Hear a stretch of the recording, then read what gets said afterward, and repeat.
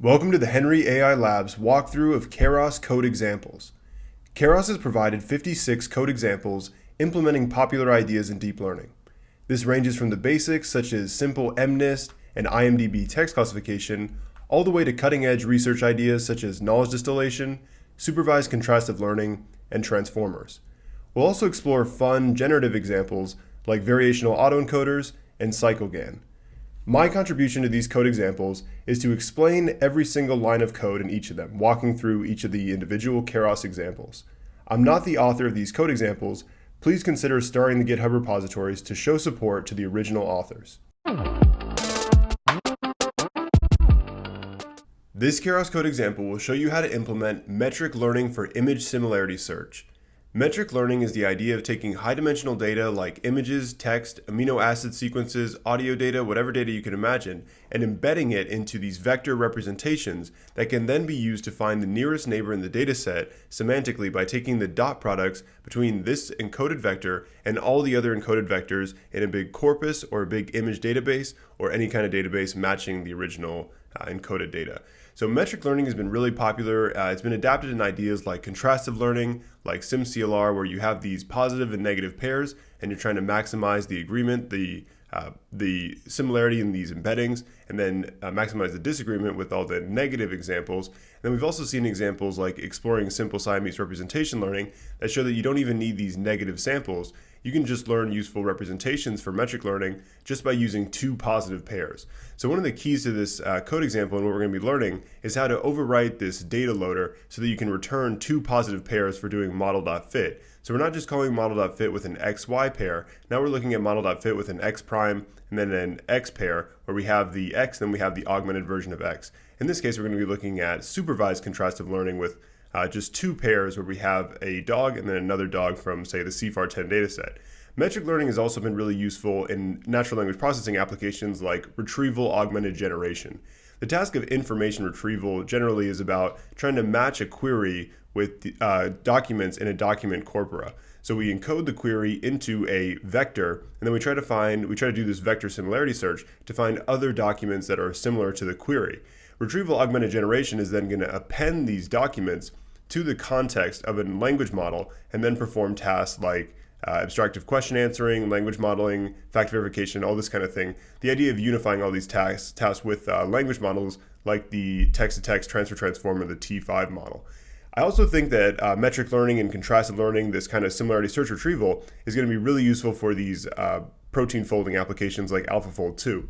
If you look in the AlphaFold 2 blog post, they describe how they use mean sequence alignment embeddings. Mean sequence alignment is this idea of how they use dynamic programming in bioinformatics to align these genetic sequences to try to find nearest neighbors, because returning the nearest neighbor amino acid sequences, they have useful properties that they know from the rendered proteins, and they have the ground truth protein structures, so they fetch these nearest neighbors very similarly to retrieval-augmented generation to try to aid in this application of predicting the protein fold. So all in all, these are some of the different uses for metric learning. It's finding its way throughout all sorts of areas of deep learning, and this Keras code example is going to help you get started finding a similarity metric for CIFAR10 images. The code begins with some standard imports. We import the random library, matplotlib, numpy, TensorFlow, the collections Python data structures, PIL for loading images, sklearn metrics, the confusion matrix display for when we're displaying the similarity comparison between two pairs of dogs or two pairs of cats or any of these CIFAR10 labels with all the other object categories in CIFAR10. Then we import keras and keras layers. Then we're going to download the CIFAR10 dataset using keras.datasets. We normalize the pixel values by dividing them by 255 to keep them in the interval of 0 and 1. And then we're going to do this np.squeeze with ytrain because we want this 6 label that's not going to be in the list form. The reason for this is we're going to be looking for another class by using mp.where.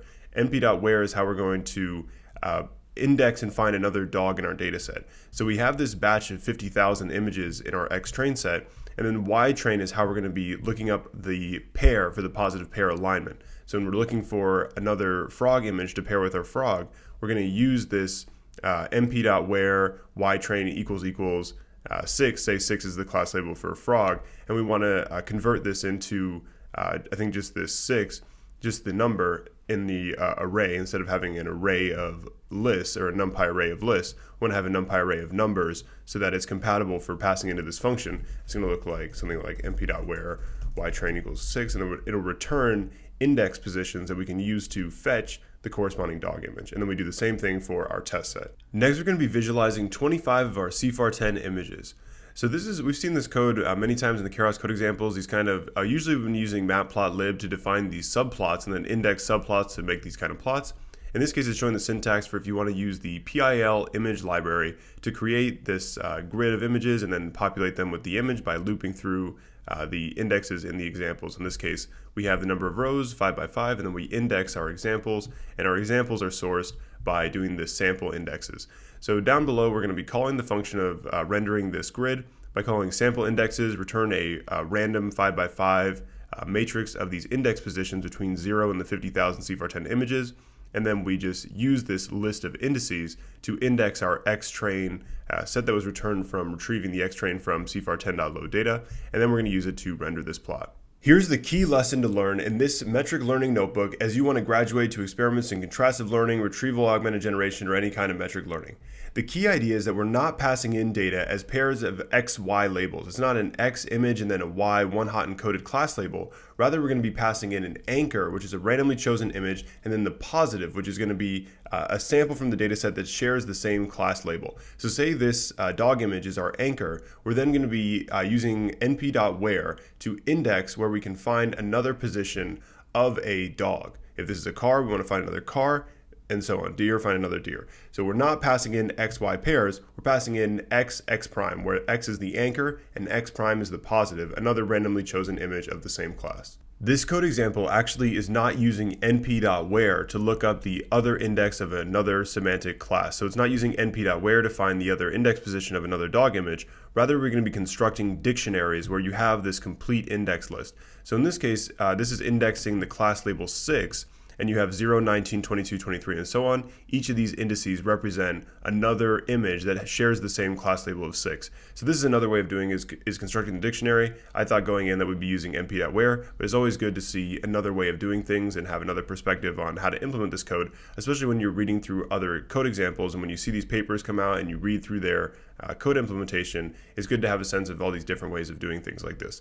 So what this is doing is it's looping through the training data set, and it's constructing these arrays, so this dictionary. So first it says if it's in 6, then append it to this list, and we see how we can change this to 3 and so on, and we have all these different index lists that will map to the different things. So now that we have a dictionary that maps from class labels into indexes of images that share the same class label, we're ready to define our custom data loader.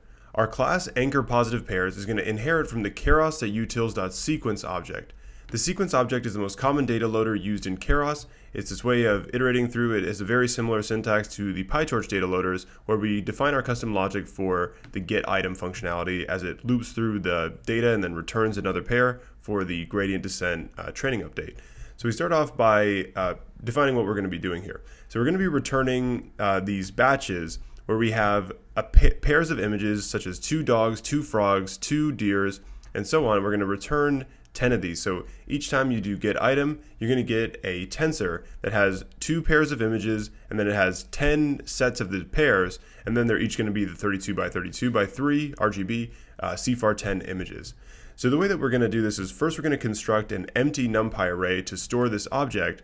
Then we're going to loop through the class indexes going from 0, 1, 2, 3 up to the 10 classes in CIFAR10.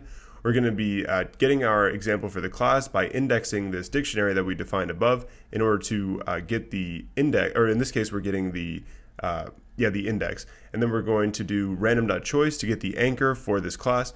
So what we've done is we're in, say, 3, and we're in this dictionary where now we've returned this list of the indexes of the images that have this class label of 3. 3 could be truck, airplane, or any of these categories. So we're going to do 2 random choices for the anchor and the positive within this list where all the images have this same semantic label.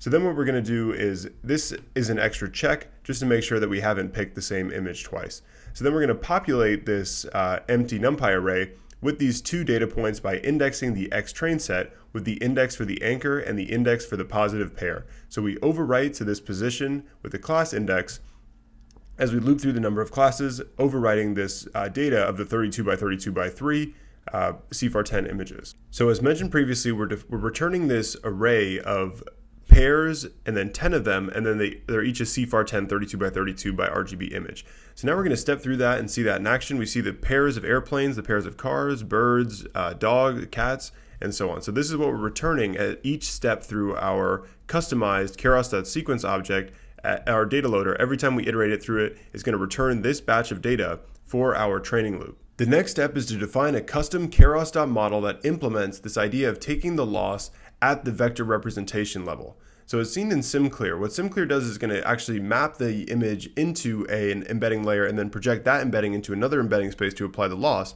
But in our example, we're going to be taking the difference between these two representation vectors. So compared to traditional deep learning workflows or classification model training, where we output this into a softmax logic distribution, we're going to be comparing these hidden dimensional vectors directly. So say we have these two 128 dimensional vectors that are the intermediate features of the model. We're calling this the embedding, and we're going to compare these intermediate features with each other as we clone the network and then pass the two different pairs through the same network. So we pass the one dog image through it and get this embedding, and then we pass the other dog image through it and get this other embedding, and then we're going to be comparing the distance between these two embeddings in our logic. So the first thing we do is define our embedding model, inheriting the keras.model object, and then we're going to define a custom training step. The first step is to unpack the data from our customized data loader. So we can index this to position by indexing it as 0 and 1, as in how we wrote the data in the first place.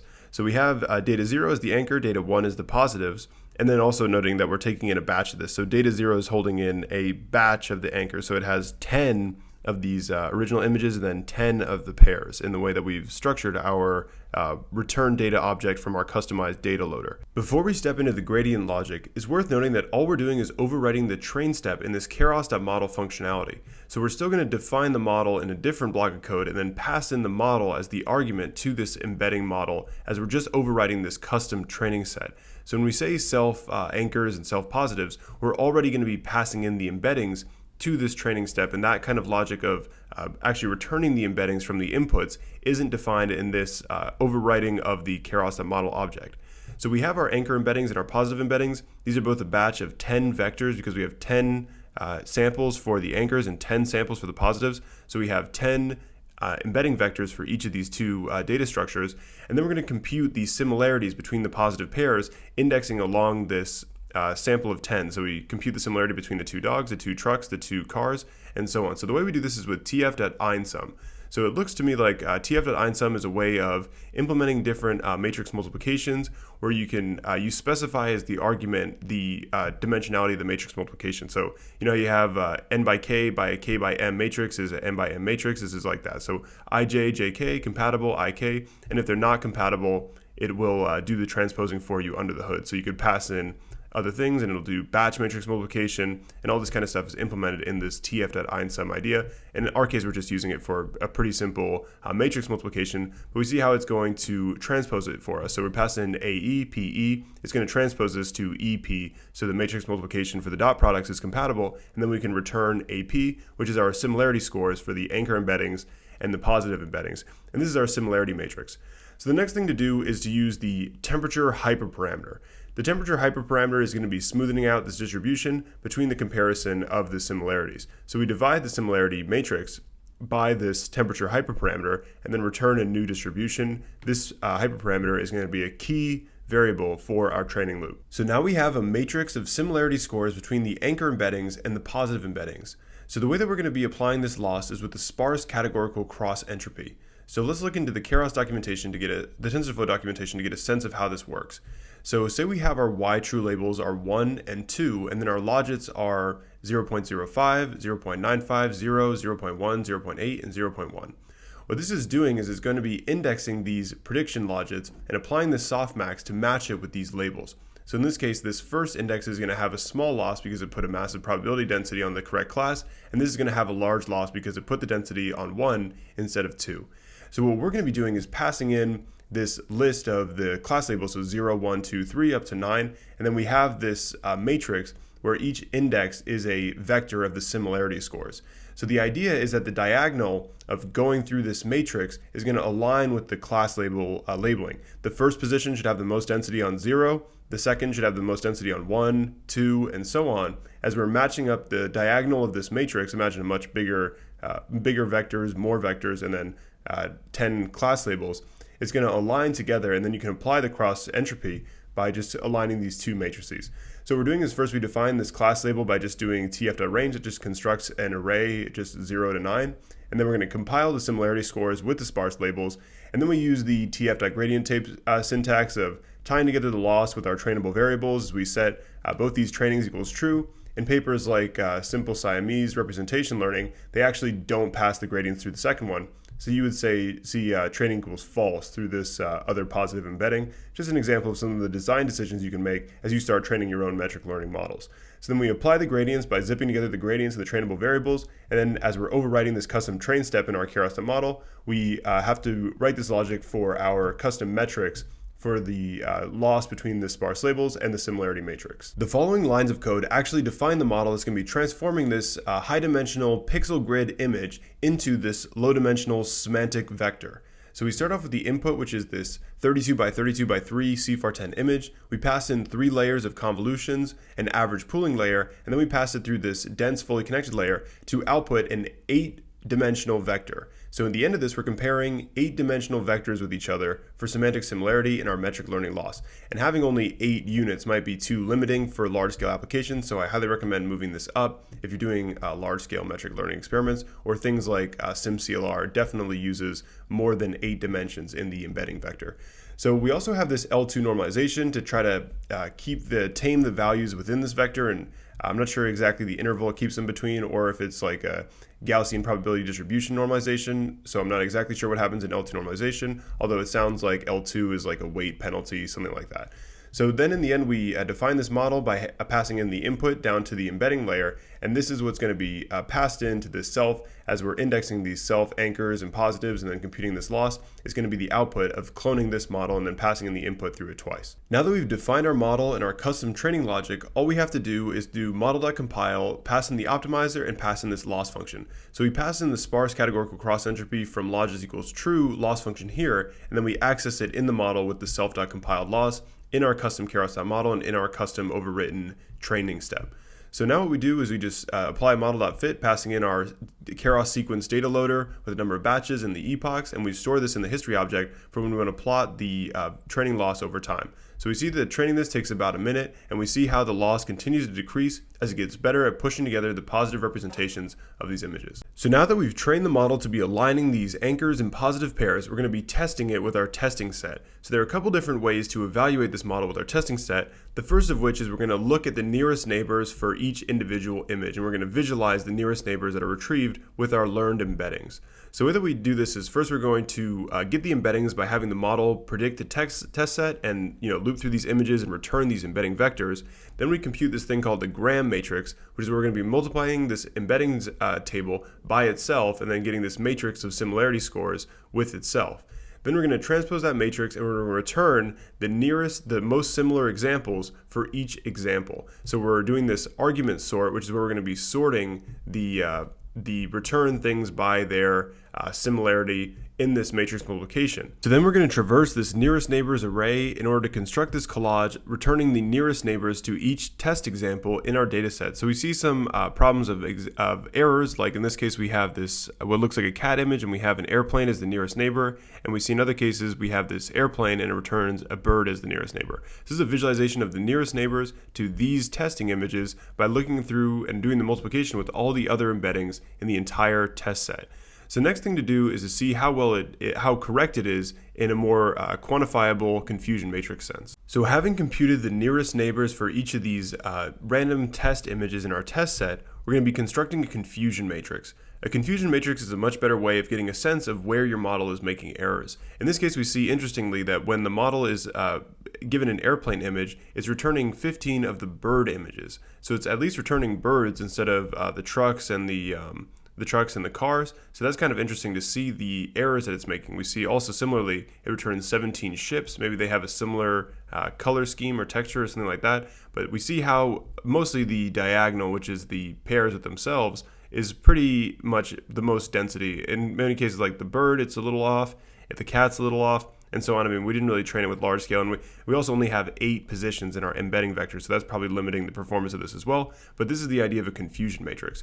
So first we're going to construct our confusion matrix. It's going to be 10 by 10, and then we're going to be populating it by comparing the nearest neighbors with the ground truth label, and then as such indexing where it belongs and what it had predicted. So we index along the class index of the true label, and then with the nearest neighbor class index. So we had this nearest neighbor embedding table that we constructed with this gram matrix multiplication thing, and then we're indexing this to get the class labels of these nearest neighbors, and then we're plotting this to see what kind of mistakes it made and what the nearest neighbors, what class label they are. To summarize, this Keras code example has many great parts of what you need to implement metric learning and contrastive learning in this kind of similarity search idea.